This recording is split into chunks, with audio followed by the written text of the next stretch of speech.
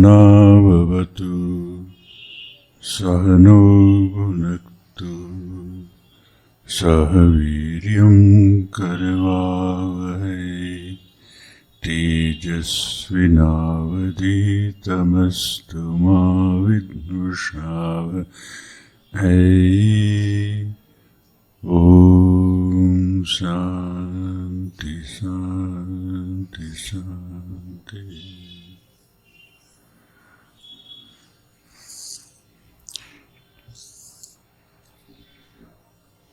सदानंद योगींद्र कृत वेदांत सार पे हम लोग चर्चा कर रहे हैं।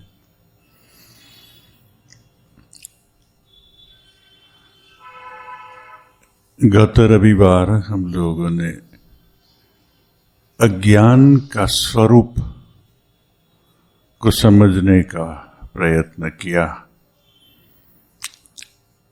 अज्ञान को माया भी कहते हैं, अविद्या भी कहते हैं। स्वामी विवेकानंद जब ज्ञान योग पे प्रवचन कर रहे थे तब माया को लेके उन्होंने 3 प्रवचन दिए। अत्यंत सरल रूप में, सरस रूप में माया को समझाने का प्रयत्न किया और एक नया डेफिनेशन जो वेदांत की किताबों में नहीं है, वह डेफिनेशन स्वामी विवेकानंद ने दिया। माया के लिए उन्होंने कहा ये कुछ लोग माया को भ्रांति बोलते हैं, मगर ये ठीक नहीं है। Maya is a statement of fact.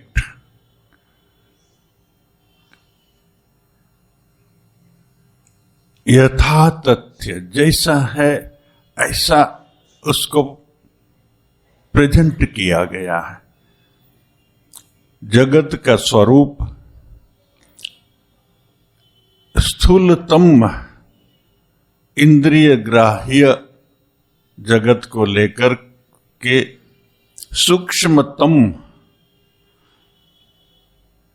अविद्या तक, अविद्या माने जगत का सूक्ष्मतम स्वरूप जिसको नाम अविद्या या माया दिया गया है। तो इसकी व्याख्या गत बार हमने की और चूंकि वेदांत बार बार स्मरण करने की वस्तु है, इसमें रिपीटेशन आवश्यक भी पड़ता है, इसलिए अज्ञान को गत रविवार हम लोग विस्तारित रूप से चर्चा की थी। आज थोड़ा पढ़ के शब्दार्थ दे देंगे। ऐसे अध्यारोप समझा रहे थे सदानंद योगींद्र। अध्यारोप क्या है और अध्यारोप तब समझाने को जा रहे थे जब एक व्यक्ति संसार की दुख ज्वाला से ज्वलित होकर के शांति और मुक्ति पाना चाहता है और अपना अधिकार अर्जित कर लिया, इस अधिकारी जिसके लिए आ गया है प्रमाता। ये प्रमाता जब गुरु के पास में जाता है तब शिरावत, जिसकी अत्यंत तीव्र व्याकुलता है परम तत्व को जानने के लिए, दुख से मुक्ति पाने के लिए गुरु के पास में जाता है। तो गुरु कैसे उपदेश देता है, ये उपदेश की विधि भी शास्त्र हमको बता देते हैं। और शास्त्र बोलते हैं सगुरु परम कृपया अध्यारोप अपवाद न्यायन एनम उपदिशति। वह गुरु परम कृपया, उनका कोई अपना स्वार्थ नहीं है, पेड टीचिंग नहीं है, ये तो उनकी करुणा है। जो हमने आगे बोला था, ये जब बादलों में बरसात भर जाता है, पानी भर जाता है अपना सूक्ष्म रूप में, तो बादल बरसने के लिए तरस रहे हैं। माँ के थान में जब दूध भर जाता है और माँ बच्चे को नहीं देने से उनको थान में व्यथा होने लगती है, ऐसे ही जिस गुरु के अंदर में ब्रह्म ज्ञान का उदय हो गया तो उनमें एक स्वाभाविक प्रवृत्ति उत्पन्न होती है कि कैसे दूसरे को भी ये रास्ता में ले जाओ। जो धन मैं पाया परम धन, वह धन दूसरे को कैसे दूं। ऐसा गुरु परम कृपया दूसरे को कैसे उपदेश देगा, क्योंकि यहां प्रमाता अधिकारी की बात है जो आम जनता समझ लेनी चाहिए। और ये गुरु है जिसको ज्ञान हुआ है, वो गुरु रामकृष्ण कैटेगरी नहीं है जहां स्पर्श मात्र से ब्रह्म ज्ञान करा दे सकता है, इच्छा मात्र से करा दे सकता है। यहां एक प्रोसेस बताया है, इस प्रोसेस से जाना, और वह प्रोसेस है अध्यारोप अपवाद। क्या है अध्यारोप अपवाद? वस्तु में अवस्तु का आरोप को अध्यारोप बताते हैं। वस्तु क्या है? ब्रह्म। अवस्तु क्या है? अज्ञान। ये अज्ञान क्या है? इसका स्वरूप लास्ट टाइम हमने बताया, अज्ञान तू सद असद्भ्याम अनिर्वचनीय। उसको सत्य भी नहीं कर सकते। ये जगत जो दिखाई देता है, ये शरीर जो दिखाई देता है, इसके शरीर के अंदर में जो प्राणमय शरीर है, हमारा मन है, हमारी भावना है, हमारा अहंकार है, मैं ये मनुष्य हूं, ये भाव से लेकर के पूरा जगत जो है सद असद्भ्याम, जानता भी हूं कि है, दिखाई देता है, व्यवहार होता है, मगर ज्ञान होता है तो नहीं रहता है। उसको डेफिनेशन नहीं दे सकते हैं। माया का कोई डेफिनेशन नहीं हो सकता। स्वामी जी ने जैसे बोला था स्टेटमेंट ऑफ फैक्ट, एक निर्देश हो गया। यहां बोलते हैं सद असद्भ्याम अनिर्वचनीय, उसका कोई डेफिनेशन नहीं दिया जा सकता। आगे का संदेह में हमने पढ़ा था, प्रमाण को माया सहन नहीं कर सकती है। त्रिगुणात्मकम, अनिर्वचनीय है, सद भी नहीं है, असद भी नहीं है, तो फिर नहीं है ना। त्रिगुणात्मक, इसके अपने गुण भी है। ज्ञान विरोधी है, ब्रह्म ज्ञान होने से नहीं रहती, मगर जब ब्रह्म ज्ञान नहीं है तो रहती भी है। इसे प्रकाश और अंधकार, अंधकार प्रकाश का विरोधी है। जहां प्रकाश है अंधकार वहां नहीं सह सकता, रह सकता। तो माया अविद्या जैसे कि अंधकार है, ब्रह्म चैतन्य आत्मा जैसे कि प्रकाश है, इसलिए माया उससे विरोधी है। ज्ञान विरोधी, भाव रूपम, ज्ञान विरोधी होने से अंधकार की जैसे एकदम नहीं है ऐसी बात नहीं है, इसका अपना भाव भी है। समथिंग इज देयर, भाव विरोधी यत किंचित, कुछ है। इति वदंती, यत किंचित जो है ये। आज मैं जब बोलता हूं जो अहम ना जाना में, अहम अग्न इत्यादि जो मैं बोलता हूं, मैं ब्रह्म को नहीं जानता हूं, ये जगत को भी नहीं जानता, पर नहीं जानना भी कुछ है। बिना जानना नहीं जानना कैसे हो सकता है? तो जानना क्या वो भी नहीं जान सकता। नहीं जानना क्या? अज्ञान से जो सभान है वो ज्ञानी है। सोक्रेटिस एथेंस में रहता था, और एथेंस की देवी ने वहां, जब पूरा गांव के लोग वहां गए थे पूजा के लिए, तो एक अदृश्य वाणी ने वहां पर बोला जे ये एथेंस में सोक्रेटिस सबसे बड़ा ज्ञानी है। ज्ञानी तो था ही, लोग जानते थे। दौड़ के सोक्रेटिस के पास में गया, जो देवी, एथेंस की देवी ने बोला आप सबसे ज्ञानी है। बोले ना, ये झूठ है, क्योंकि मैं जानता हूं जो मैं सबसे अज्ञानी हूं, इसलिए तो सब समय क्वेश्चन करता रहता हूं जगत के संबंध में, जीवन के संबंध में, मनुष्य के संबंध में। मैं जानता हूं मेरा अज्ञान। आदमी जितना ज्यादा जानेगा उतना ज्यादा, उससे भी ज्यादा नहीं जानता है, उससे सभान होगा, क्योंकि जगत अनंत है, उसका ज्ञान भी अनंत है, पूरा कभी नहीं जाना जा सकता। अज्ञानति सभानता, ज्ञान से आती है, मूर्ख को मालूम नहीं होता है। मूर्ख तो कभी अपने को विद्वान भी समझ लेते हैं, अपने को विद्वान समझते हैं, वो मूर्ख ही है। मगर जिसको अपने अज्ञान का मालूम है, तो लोग तो फिर दौड़ के एथेंस के देवी के पास में गए और सब बोले, आप तो ऐसा बोला है जो सोक्रेटिस सबसे ज्ञानी बड़ा है, मगर ये तो बोलते हैं सबसे बड़ा अज्ञानी।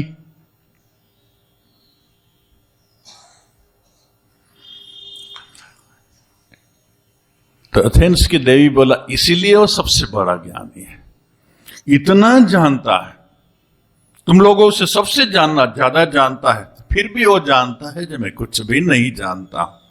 ये जो विरोधाभास है, ये अज्ञान जिसने जाना है, ये अज्ञान का स्वरूप है।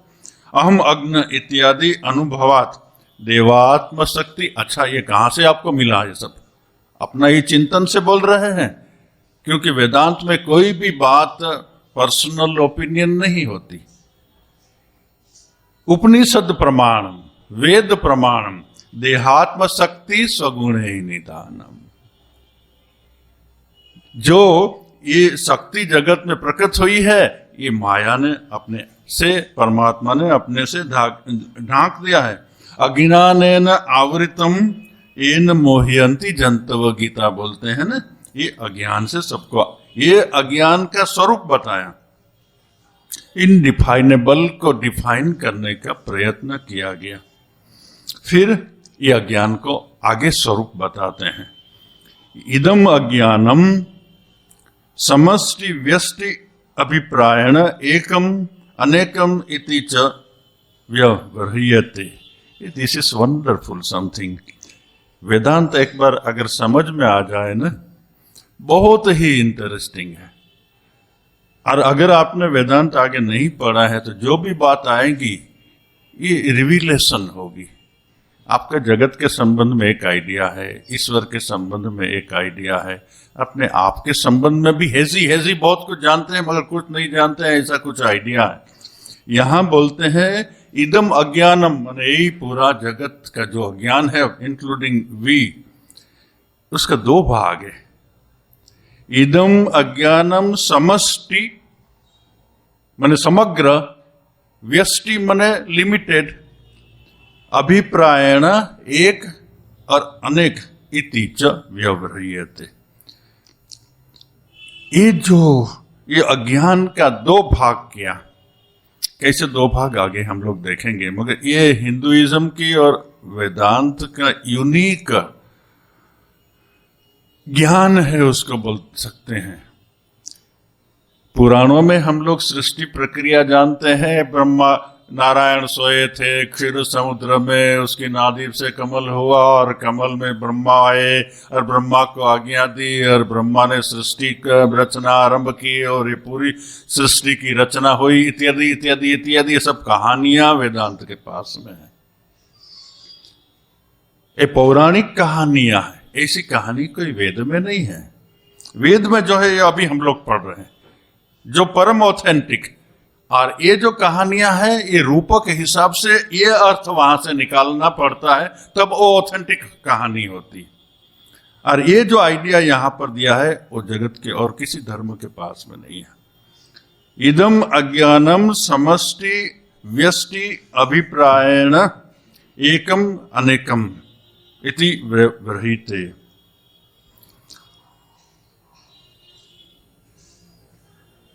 क्या है ये समष्टि? तथा ही, अभी आगे बढ़ते हैं हम लोग, बहुत धीरे धीरे आगे बढ़ रहे हैं। तथा ही यथा वृक्षाणा समष्टि अभिप्रायेण वनम इति एकत्वम व्यपदेश, यथा वा जलाना समष्टि अभिप्रायेण जलाशय इति तथा नानात्वेन प्रतिभाषमानानां जीवगत अज्ञानानां समष्टि अभिप्रायेण तत् एकत्व व्यपदेश। कोट करते हैं अजाम एकाम इत्यादि। अभी एक एक शब्द को ले, ये अद्भुत एक है, समझना बड़ा कठिन भी है। तथा ही यथा वृक्षाणा समष्टि अभिप्रायेण वनम इति एकत्व व्यपदेश। ये तो उदाहरण देते हैं, उदाहरण से फिर क्या रियलिटी है वो समझाएंगे।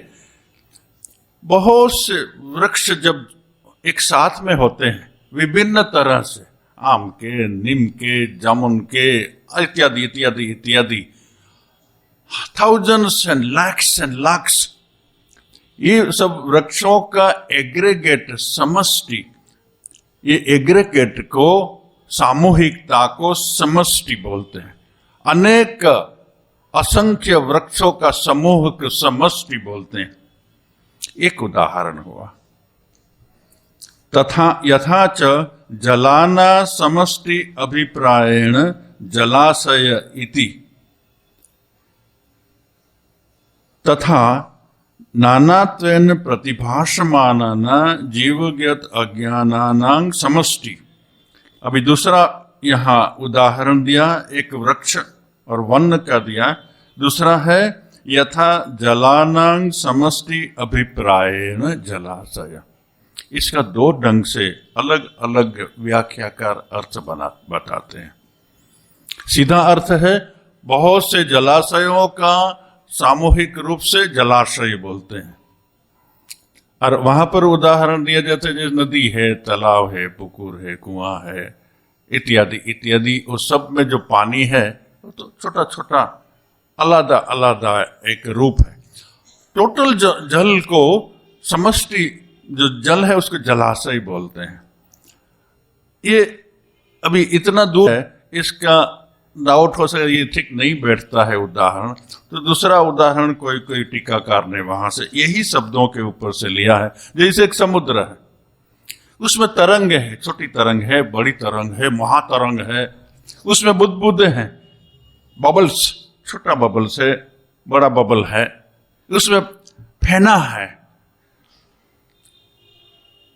तो फेना भी कहीं ज्यादा फेना होता है, कहीं कम फेना होता है। ये जो विभिन्न रूप से अलग अलग पानी का रूप है, ये सब टोटल को फेना, बुदबुद, तरंग, ये सब का टोटल जो है उसको जलाशय बोलते हैं।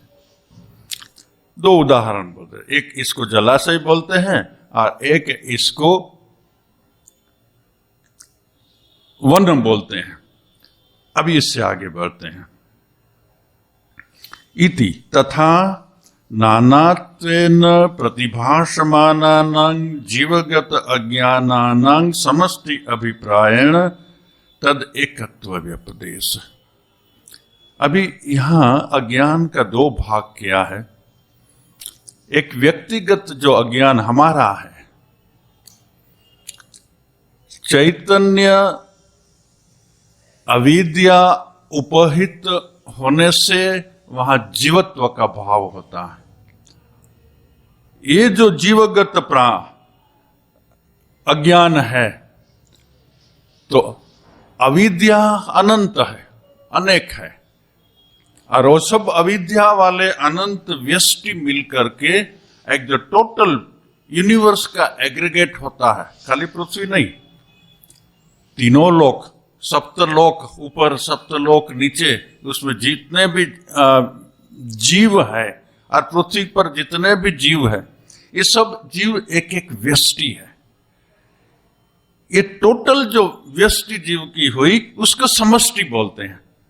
जैसे हमारा यहाँ छोटा सा ग्रुप है तो उसको ग्रुप बोलेंगे, मगर तीनों लोक अथवा सातों लोक ऊपर नीचे और पृथ्वी, ये सब का एग्रीगेट को यहाँ समष्टि बताया है, तो ये समष्टि है और हम व्यष्टि हैं।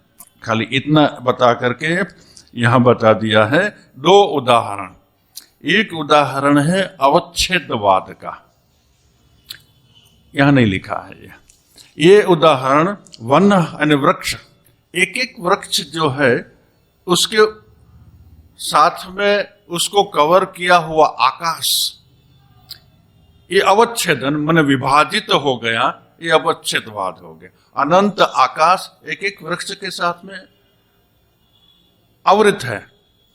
और दूसरा है प्रतिबिंबवाद।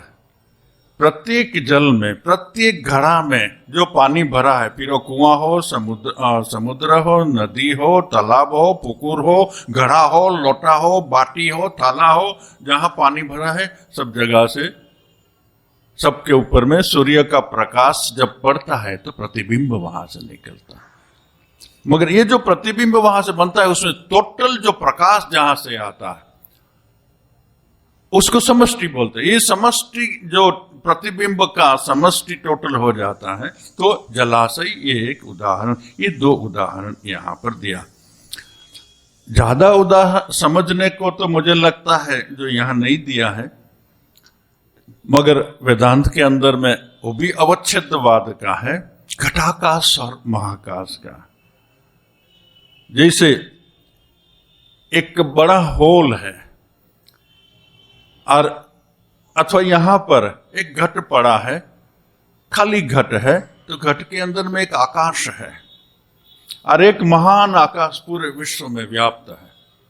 अभी जो महान आकाश पूरे विश्व में व्याप्त है वह आकाश और ये घट के अंदर में, घड़ा के अंदर में जो आकाश है, दोनों के अलग है? नहीं है। फिर भी दोनों अलग है। जहां तक घट है उसको हम घटाकाश बोलते हैं और महाकाश जो है उसको महाकाश बोलते हैं।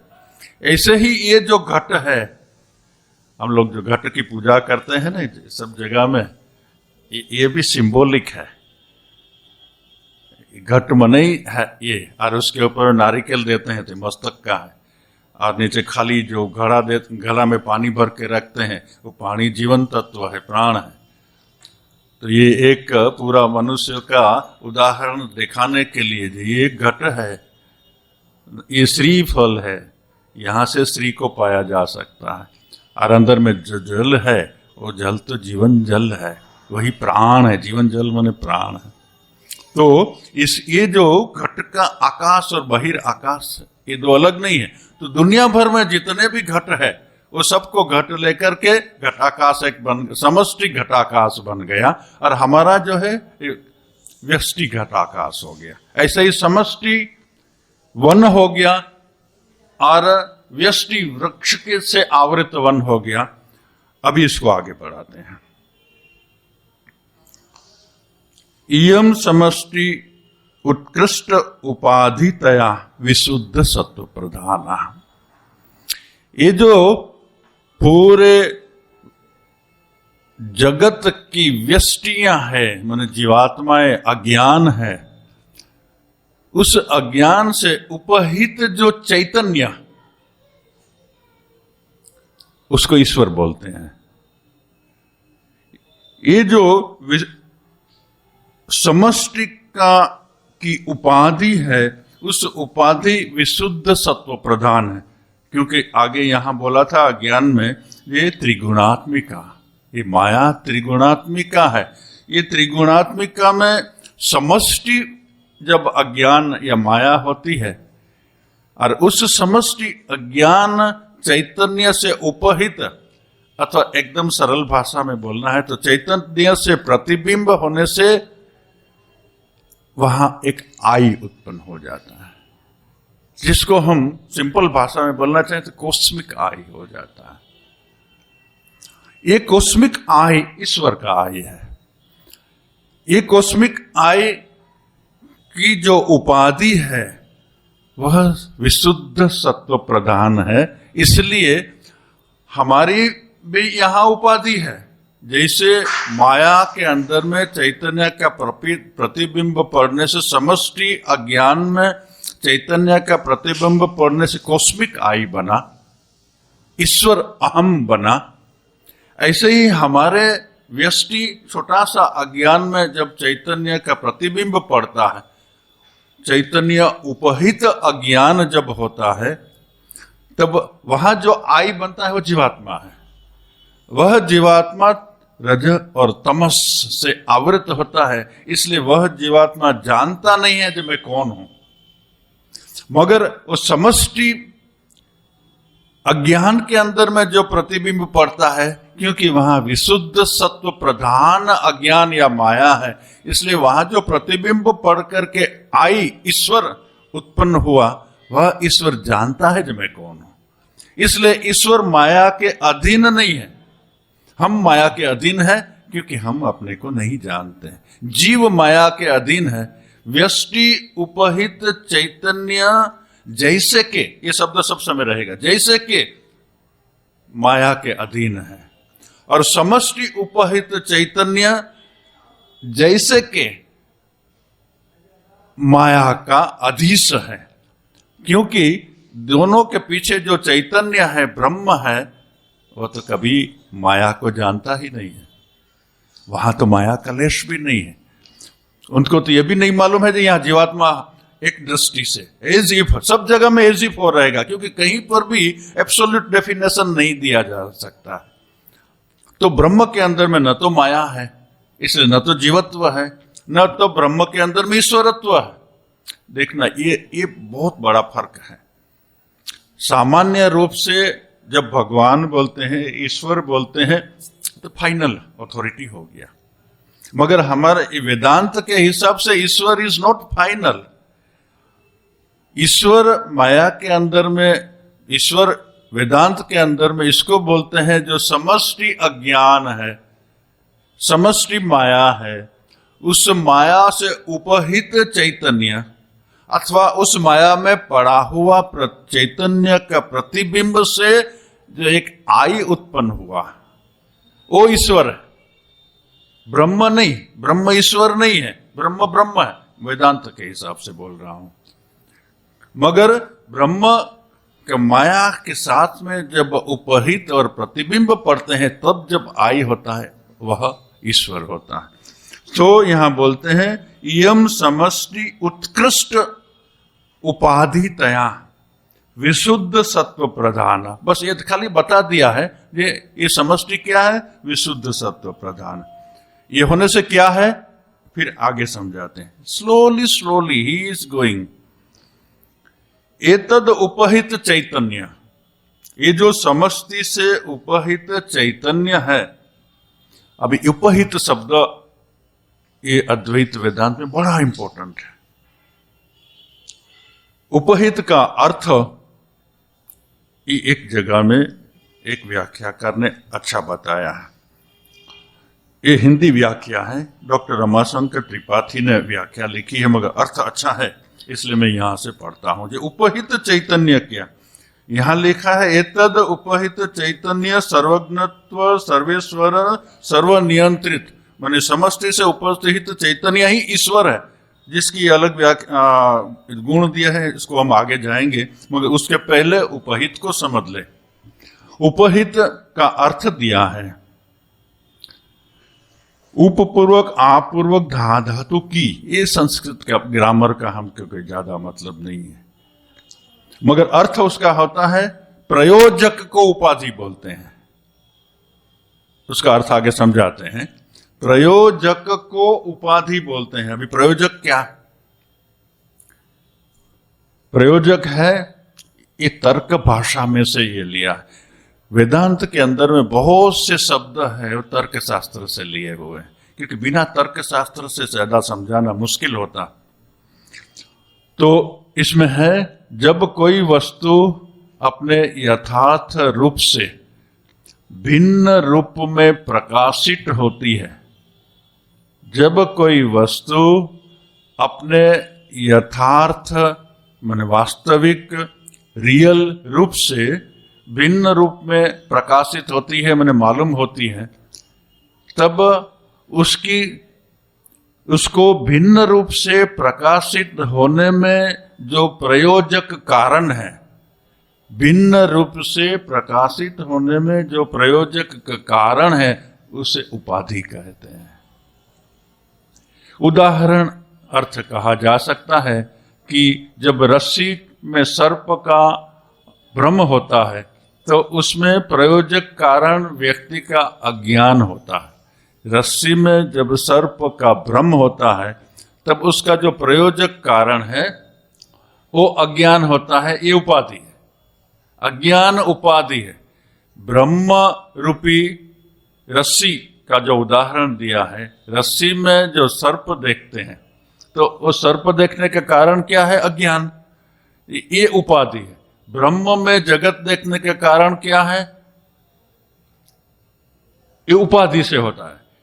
तो उपाधि कैसे?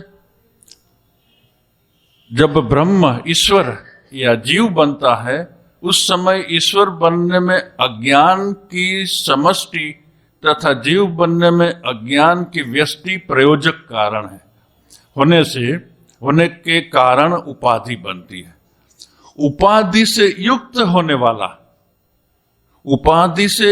होने वाला उपहित कहा जाता है।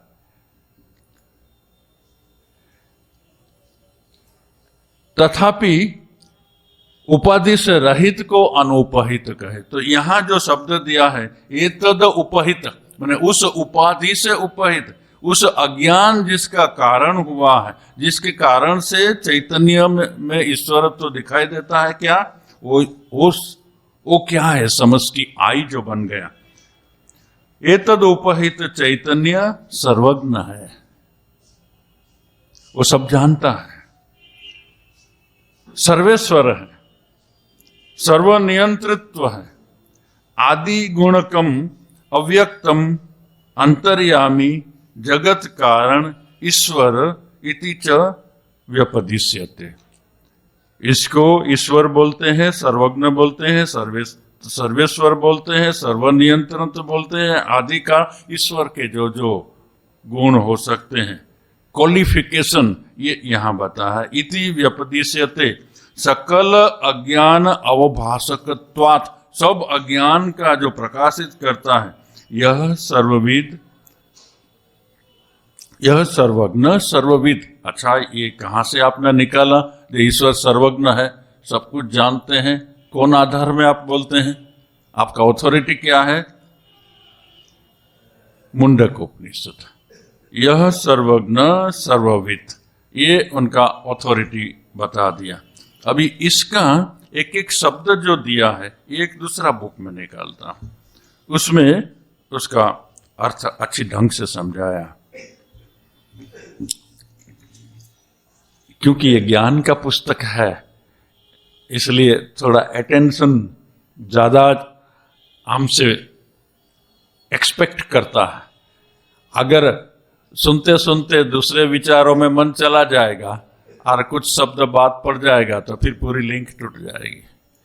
इसलिए वेदांत में, साधना में, और ये भी साधना है जो हम लोग सुन रहे हैं ना, वेदांत की साधना में 3 चरण है: श्रवण, मनन और निधिध्यासन।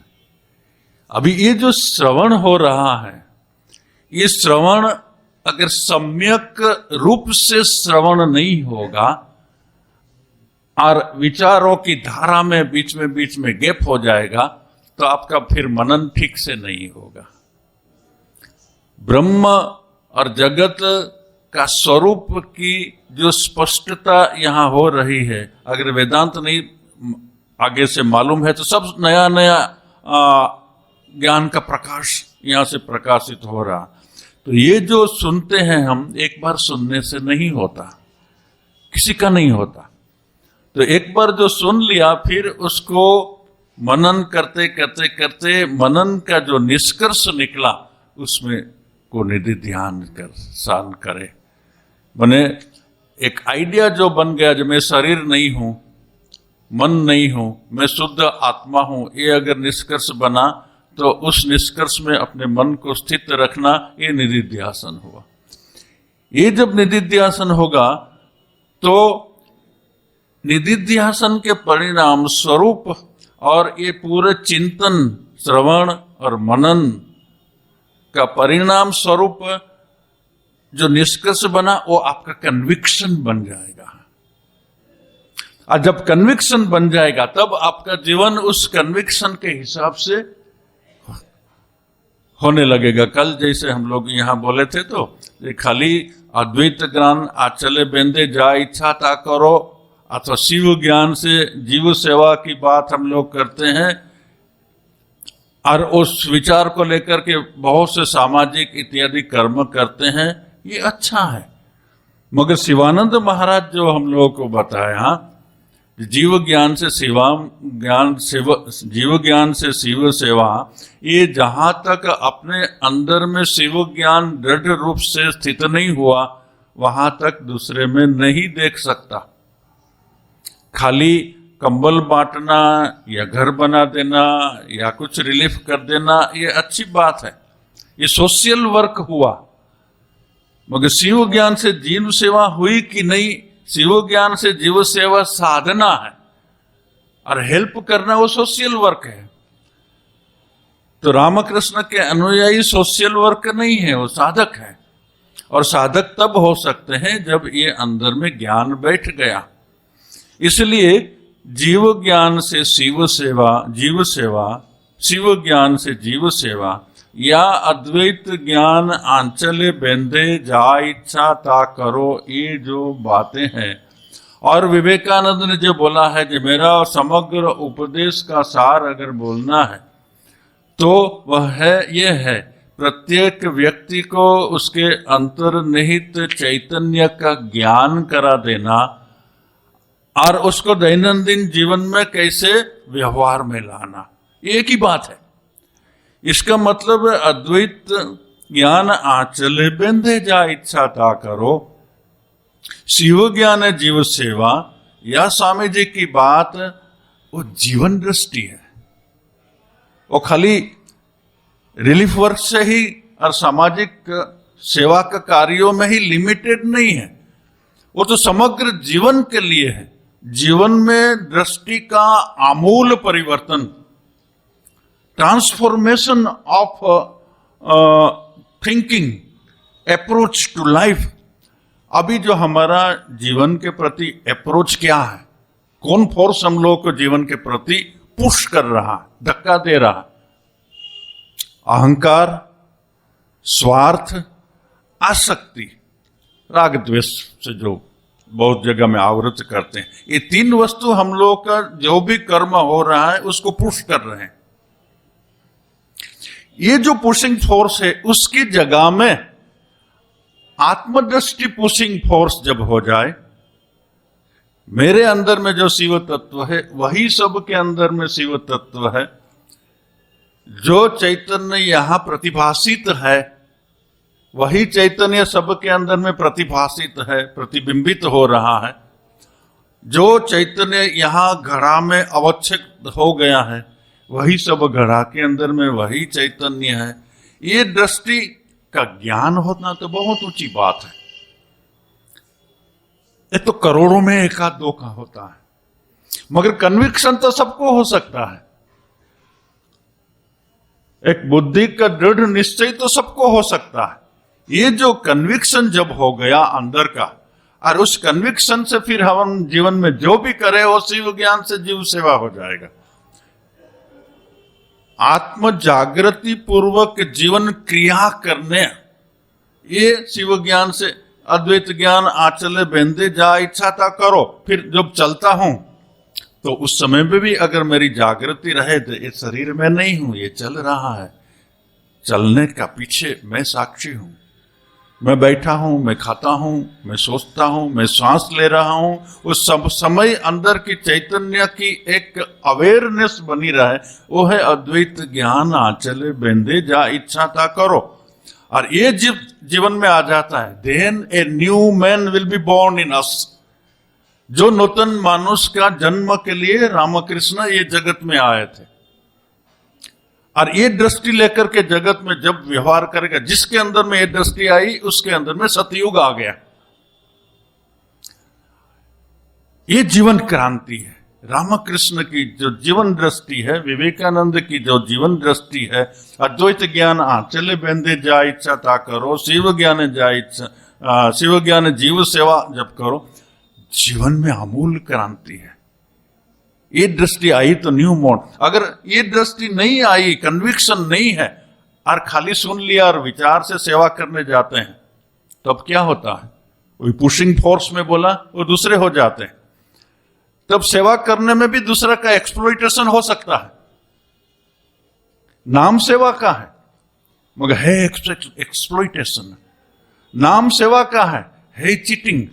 नाम सेवा का है अहंकार तुष्टि। नाम सेवा का है, हे अपने स्वार्थ की पूर्ति। ये जब सेवा है, ये हिपोक्रेसी बन जाती है।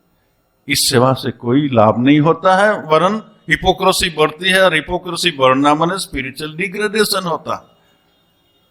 यह आश्चर्य है, जिस सेवा का काम से भी स्पिरिचुअल डिग्रेडेशन होता है। हाँ, दूसरों को हेल्प कर दिया, पुण्य अर्जन होता है। आत्मशुद्धि नहीं होती है, मगर पुण्य अर्जन जरूर होगा। अगर दूसरे को मदद किया है, ये नहीं जाएगा। मगर पुण्य अर्जन करना, वो तो स्वर्ग नरक पाने की बात है। स्वर्ग नरक तो कुटिल लोग भी पाते हैं। इंद्र की बात हम लोग पढ़ते हैं, तो इंद्र में कोई कुटिलता की कमियां नहीं है। दूसरों की नारी को नष्ट करने भी इंद्र हिचकिचाता नहीं है, और गौतमी बन जाती है पत्थर। तो ये लोग भी सामान्य मनुष्य जैसे ही इंद्रिय लोलुप होते हैं, खाली ऊपर के लोक में है इसमें। और उससे तो मनुष्य ज्यादा मूल्यवान है, जो आध्यात्मिक कुछ प्रयत्न करता। तो ये अलग बात है। पुण्य अर्जन करना भी स्पिरिचुअली डिग्रेडेशन है। आगे हम लोग बताया कि पुण्य भी छोड़ दिया है जिसने पाप भी छोड़ दिया। तो ये जो है, ये एक न्यू दृष्टि है। अभी ईश्वरत्व की हम व्याख्या यहां पर पढ़ लेंगे आज के लिए।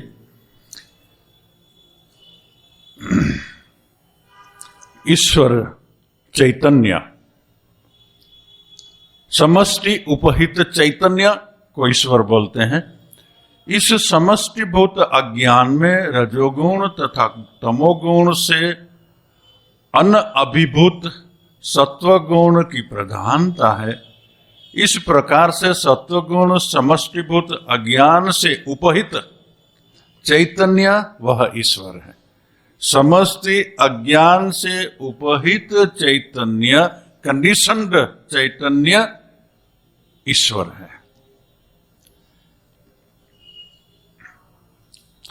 वह सर्वज्ञ है, सर्वम जानाति, क्योंकि वह चराचरात्मक संपूर्ण प्रपंच का साक्षी तथा संपूर्ण जीवों को कर्मानुफल फल देने के कारण सर्वश्रेष्ठा सर्वेश्वर कहलाता है। हमारे कर्म के जितने भी फल देते हैं, ये समष्टि उपहित चैतन्य ईश्वर देते हैं। वह संपूर्ण जीवों के अंतःकरण में स्थित होकर बुद्धि का नियामक है। ईश्वर हमारी बुद्धि का नियामक है होने के कारण नियत क्षति अर्थात सर्वंतर्यामी है, और संपूर्ण चराचर प्रपंच के उत्पादक विवर्त का अधिष्ठान होने के कारण ईश्वर है। इस समस्त विवर्त, ये पूरा जगत का एक वेदांत में दूसरा नाम है, ये प्रपंच है। समग्र जगत प्रपंच है, ये शरीर भी प्रपंच, ये विवर्त है, ये वास्तविक नहीं है। अर्थात सामान्य रूप से सब कुछ जानता है तथा सर्वविद अर्थात विशेष रूप से कोई वस्तु उससे अज्ञात नहीं है। यह सर्वविद, सर्वज्ञ, सर्वविद ऐसी श्रुति भी है, इस बात का प्रतिपादन करती है। तो ये आज इतना तक समष्टि का स्वरूप, अज्ञान का स्वरूप, और समष्टि उपहित चैतन्य जिसको ईश्वर बोलते हैं। वेदांत का ईश्वर और भक्तों का ईश्वर में फर्क है। वेदांत का ईश्वर और मुस्लिम, क्रिश्चियन इत्यादि का ईश्वर में फर्क है। ये समष्टि अज्ञान से उपहित चैतन्य को यहाँ ईश्वर दिया जाता है, नाम दिया गया है। वह ईश्वर भी फाइनल तत्व नहीं है, मगर वो ईश्वर जिस चेतना से उपहित होकर के ईश्वरत्व पाया, ब्रह्म, वो फाइनल तत्व है। उस ब्रह्म को पाना वो हमारा जीवन का लक्ष्य है। आगे जो वेदांत में तत्वमसि इत्यादि बताते हैं ना, तब उसकी पूरी विचार की प्रक्रिया में यही दिखाना होगा कि यहाँ जो ब्रह्म है, व्यष्टि अज्ञान उपहित चैतन्य, वो तो फॉल्स है, परमानेंट नहीं है। और समष्टि उपहित माया के अंदर में जो चैतन्य है, चैतन्य रूप से दोनों एक है। घड़ा के अंदर में जो घटाकाश है, घट उपहित आकाश, और समस्त व्यष्टि समष्टि में जो आकाश है, वो दोनों आकाश में कोई फर्क नहीं है। ये बताने के लिए ही ये पूरी प्रक्रिया यहाँ पर गई है। तो ये है वेदांत की समष्टि का विचार, वेदांत के ईश्वर का विचार। अभी आगे आएंगे वेदांत में जीव किसको बोलते हैं। यहाँ जैसे ईश्वर बोले हैं, ऐसे वेदांत में जो जीव जिसको हम लोग बोलते हैं उसका टेक्निकल नाम है। इस समष्टि का, उपहित चैतन्य का ईश्वर वेदांत में टेक्निकल नाम है। यहां उपहित जो चैतन्य है, जीव जिसको हम लोग बोलते हैं, उसका टेक्निकल एक नाम, 3 नाम है, वो आगे हम समझाएंगे। इसमें एक नाम है प्राज्ञ। यहां जो चैतन्य व्यष्टि अज्ञान उपहित चैतन्य, वह कारण है जिससे पूरी ये शरीर की सृष्टि बनती है, और समष्टि उपहित चैतन्य जिससे पूरा जगत निकलता है, वह ईश्वर, वो टेक्निकल टर्म है कारण जगत का। और यहां प्राज्ञ नाम है ये कारण, ये व्यष्टि का विस्तार का। ये दोनों ही टेक्निकल टर्म है। फिर उसके आगे हमारे जीव का 3 नाम होता है। स्वप्न में जो चैतन्य है उसको तेजस नाम देते हैं, और अभी जो हमारा है वही जीवात्मा को, व्यष्टि उपहित चैतन्य को विराट नाम देते हैं, विश्व नाम देते हैं। अभी हम विश्व स्टेज में है।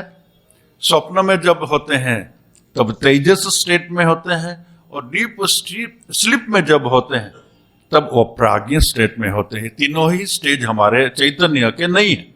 ये तीनों के पार में जो स्टेज है उसको तुरीय बोलते हैं, वो तुरीय लक्ष्य है। ऐसे ही ईश्वर का टेक्निकल टर्म जगत के कारण रूप में ईश्वर नाम दिया है। आगे आएंगे, मगर ऐसे ही आउटलाइन दे देता हूं, फिर समझने में सुविधा होगी।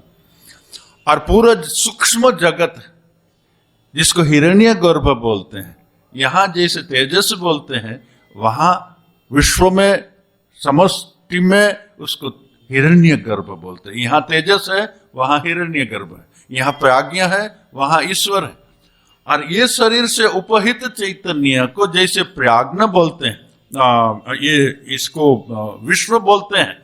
समष्टि से उपहित जो चैतन्य, उपहित सिवाय कुछ भी नहीं, उपहित सब जगह में रहेगा, उसको विराट बोलते हैं। ये विश्व है, ये विराट है। अंदर में तेजस है, बाहर में हिरण्यगर्भ है। अंदर में प्राज्ञ है, बाहर में ईश्वर है। और ये ईश्वर, हिरण्यगर्भ और विराट, प्राज्ञ, तेजस्य और विश्व, ये दोनों एक ही चैतन्य से उपहित है, उपाधिवान हुआ, वो ब्रह्म है, वो तुरीय है। जब ये तीनों, ये सब अवस्था को हम समझ लेते हैं, तब तुरीय में चले जाते हैं। तुरीय सम्यक ज्ञान है। निर्विकल्प समाधि में ये तुरीय में हम जाते हैं, और तब ब्रह्म ज्ञान हो जाता है।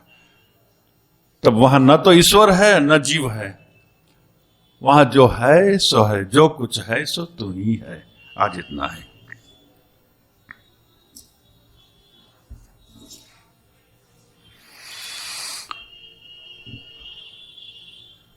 ओम पूर्णमदः पूर्णमिदं पूर्णात् पूर्णमुदच्यते पूर्णस्य पूर्णमादाय पूर्णमेवावशिष्यते।